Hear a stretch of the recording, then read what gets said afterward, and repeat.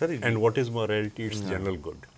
جس چیز میں سب کی بھلائی ہے وہی اخلاقیات ہے. بالکل صحیح بات ہے. تو اب یہ جو ایک اخلاقی تربیت ہے اور اپنے اوپر ضبط کرنا، اور اگر ہم مطلب آخر سماجی معاہدہ کیا ہوتا ہے؟ سماجی معاہدہ یہی ہے کہ طاقتور اپنی طاقت کو استعمال نہیں کرتا اور کمزور کے حقوق جو ہیں ان کی ضمانت دی جاتی ہے. تو اگر کمزور کے حقوق کی ہم ضمانت دیتے ہیں، ایک غیر مسلح شخص اگر محفوظ اپنے آپ کو محسوس کرتا ہے تب ہمارا سماج آگے چلتا ہے. تو اس طریقے سے ہمیں قومی پیمانے پہ ایک سماجی معاہدے کی ضرورت ہے یا صوبائی پیمانے، لیکن یہ کہ چھوٹے چھوٹے اداروں کے اندر یا ہر گھر کے اندر بھی ہمیں ایک ڈوز اور ڈونٹس ہمیں پتہ ہونے چاہیے کہ بھئی یہ ہم کر سکتے ہیں اور یہ ہم نہیں کر سکتے، اور اس میں ہماری بھلائی. یہ تو پتہ ہے سب کو، لیکن بات یہ جب قانون کمزور ہوگا تو ایسا ہوگا. بڑی معذرت ہے صاحب. بڑی بات یہ کہ جو ایک اخلاقی انحطاط ہے اس نے اس چیز کو وہ کر دیا کہ جی جب ڈنڈا چلے گا تب ہماری سمجھ میں آئے گا.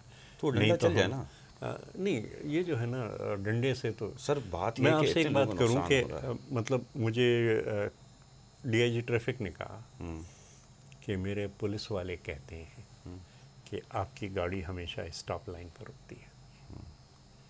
تو اب یہ چیز جو ہے اب یہ پولیس والا بھی اس کو اچھا، میں نے یہ بھی دیکھا کہ جہاں میری گاڑی اسٹاپ لائن پر رکتی ہے تو دوسری گاڑیاں بھی اسٹاپ لائن سے، وہی اگر میں لال لائٹ میں سے گزر جاؤں جیسے اچھا جی سرکاری گاڑی جا رہی ہے، تاج حیدر جا رہا ہے، ہم کوئی کم ہے، وہ بھی چل پڑیں گے.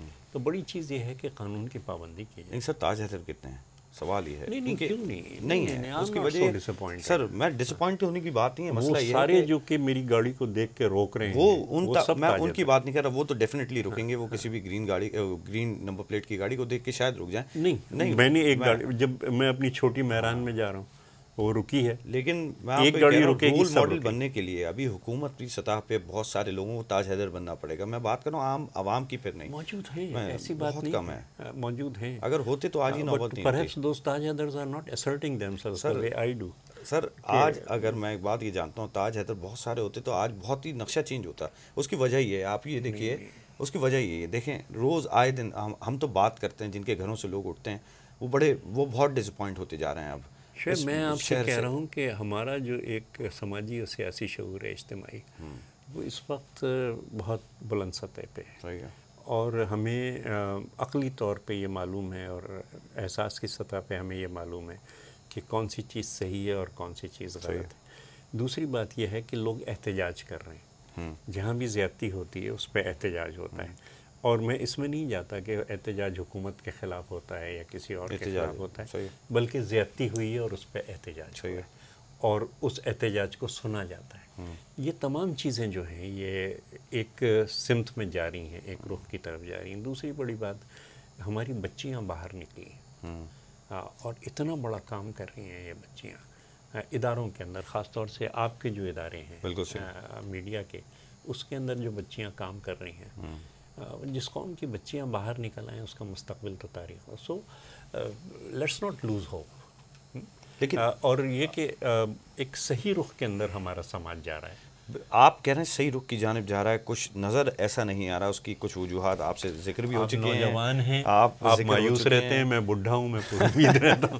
سر مایوسی تو سوال ہی نہیں ہے، لیکن آپ لوگوں سے سوال کر کے بہت ساری چیزیں، بہت سارے خلیت دوسرے لوگوں کے بھی دماغ کے کھل جاتے ہیں، تاکہ ان کو وہ وجوہات پتہ چلتی ہیں جو نظر نہیں آ رہی ہوتی. کہ میڈیا ہمیشہ ایک رخ دکھاتا ہے. میں بھی اس بات کا حامی ہوں. میڈیا کی میں نہیں کہہ رہا، میں نوجوانوں کو کہتا ہوں. ان بیچاروں کو ہمیشہ مر گئے، یہ ہو گیا، وہ ہو گیا، اور ان کے والدین جو ہیں سر وہ جو مر جاتے ہیں نا وہی چلاتے ہیں کہ نہیں بیٹا ہم نے بہت کچھ دیکھا ہے اور انشاءاللہ یہ ٹھیک ہو جائے گا. ناظرین ہمارے ساتھ موجود ہیں سینئر رہنما پاکستان پیپلز پارٹی کے، ایک بہت ہی، میں تو اپنے لیے بہت ہی ان کو استاد کا درجہ دیتا ہوں. ہمارے ساتھ موجود ہیں تاج حیدر صاحب.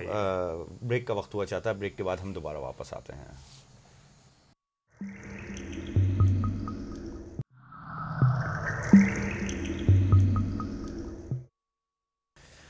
ویلکم بیک ناظرین ہمارے ساتھ موجود ہیں پاکستان پیپلز پارٹی کے سینئر رہنما تاج حیدر صاحب. ان سے ہم بات کر رہے ہیں. تاج حیدر صاحب ایک اور خبر پہ آ جاتے ہیں.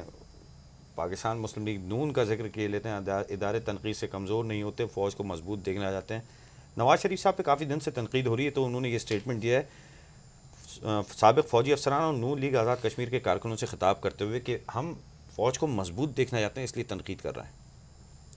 نہیں دیکھیے اس میں ہمیں یہ نہیں ہے کہ ہمیں کسی ادارے پہ تنقید کرنی ہی کرنی ہے یا اس کو سر پہ چڑھا لینا ہے، بلکہ جس قسم کی وہ کارکردگی ہے کسی خاص شعبے میں، جیسے فوج کا سیاست میں مداخلت ہے، تو ظاہر ہے کہ اس کے خلاف ہم جدوجہد کریں گے اور اس کو. لیکن ابھی تنقید اس پہ ہو نہیں رہی ہے. لیکن اگر جہاں تک جس طریقے سے سوات کے اندر نہ صرف یہ کہ جس طریقے سے دہشت گردی سے، بلکہ جو مجھے بڑی پریشانی تھی وہ یہ تھی کہ جو آئی ڈی پیز وہاں سے آئے ہیں 25 لاکھ آدمی، میں اس میں بہت پریشان تھا کہ پتہ نہیں کس طریقے. لیکن جس وقت وہ واپس جانے لگے تو میں نے خود جنرل کو فون کیا اور میں نے کہا کہ میں تعریف کرنا چاہتا ہوں اس طریقے سے آپ نے یہ.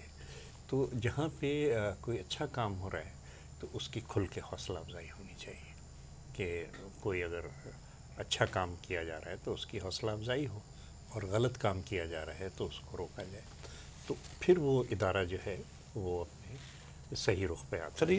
تنقید جو ہو رہی تھی میاں نواز شریف صاحب کی جانب سے، یہ زیادہ فوج کی کارکردگی پہ اوور آل ہو رہی تھی جو آپ ذکر کر رہے ہیں اس کے اوپر تو وہ ذاتی لیتے ہیں.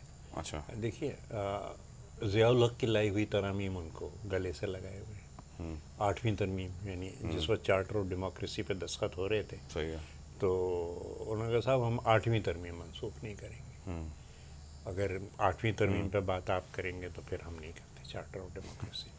تو جو ان کے نظریاتی مرشد ہیں ان سے وہ ہٹنے کو تیار نہیں ہیں، جس سے ان کا جھگڑا ہو گیا.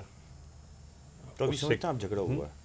ہاں، جس سے ان کا جھگڑا ہو گیا تو، اور پھر میں جھگڑا نہیں کہوں گا، مطلب معاہدہ بھی ہو گیا اور وہ چلے بھی گئے.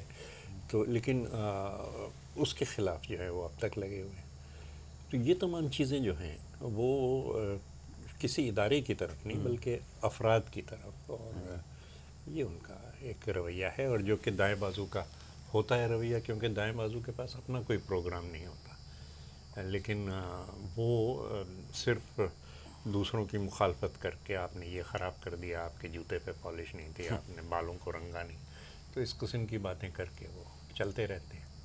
ایک یہ بھی ہوتا ہے کہ ہاں دوسروں پہ جتنا حملہ کریں گے تو اپنے ایپ چھپتے رہیں گے. تو یہ وہ جو ایک پنجابی میں کہتے ہیں نا، اتوں شور مچائی جا، اتوں رولا پائی جا، کیا اندر اندر کھائی جا، وہ بھی چلتا ہے. تو لیکن بات یہی ہے کہ پڑی اپنی نگاہ برائیوں پر جو نظر، تو نگاہ میں کوئی برا نہ رہا. کیا بات ہے.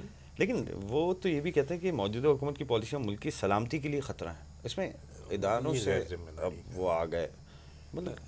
ٹھیک ہے، مخالفت ہوتی ہے، بات ہے، اور یہ کہ ان کی اگر کوئی تجاویز ہیں اور کبھی اگر وہ تجویز دیں تو اس پہ ضرور غور کرنا چاہیے. وہ کہتے ہیں پارلیمنٹ کی قرارداد اور ہمارے 10 نکاتی ایجنڈے پر عمل کیا جاتا تو آج حالات ایسے نہ ہوتے. اب کسی کو پتہ بھی نہیں، شاید انہیں بھی یاد نہیں ہے کہ ان کا 10 نکاتی ایجنڈا کیا ہے، لیکن اس 10 نکاتی ایجنڈے پہ جو تھا وہ آپ کو پتہ ہے کہ باقاعدہ گفت و شنید بھی ہوئی، اور اس میں سے کچھ نکات جو کہ واقعی تھے تو ان کو سامنے لایا گیا. لیکن دیکھیں نا، ہر نقطے کو تو نہیں لیا جا سکتا، کیونکہ اب ایک خاص طبقے کی وہ نمائندگی کرتے ہیں.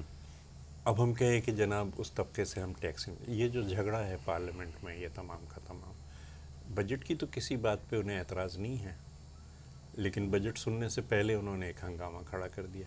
مسئلہ وہی ہے کہ 7 لاکھ لوگوں کو نوٹس ٹیکس کے جاری ہو گئے، اور وہ جو 23 لاکھ ہیں کہ جو جن کے پاس دولت ہے اور جو ٹیکس نہیں دے رہے، وہ ان کی سپورٹ ہے پوری کی پوری اس جماعت کی. تو ٹھیک ہے، وہ اپنے طبقے کے لیے کام کرتے ہیں، ہم